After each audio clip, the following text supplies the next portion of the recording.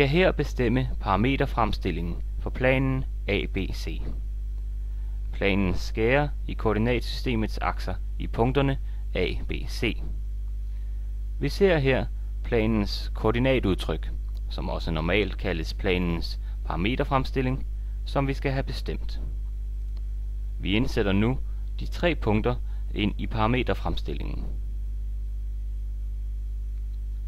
Vi reducerer, og hermed har vi bestemt parameterfremstillingen. Vi skal nu undersøge, om et punkt P ligger i planen. Vi indsætter koordinaterne for punktet P. Det gælder nu om at se, om vi kan bestemme 2 værdier, vi kan indsætte på S samt T's plads, for at begge sider af lighedstegnet bliver identiske. Til dette formål tager vi udgangspunkt i de 2 første rækker. Vi starter med at isolere S.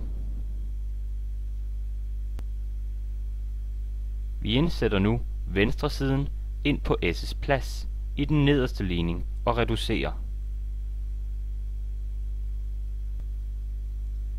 Vi indsætter nu 0 ind på T's plads i den øverste ligning og reducerer. Vi indsætter værdierne ind i parameterfremstillingen og reducerer. Vi ser altså, at ligningen ikke går op, og må derfor konkludere, at punktet P ikke ligger i planen.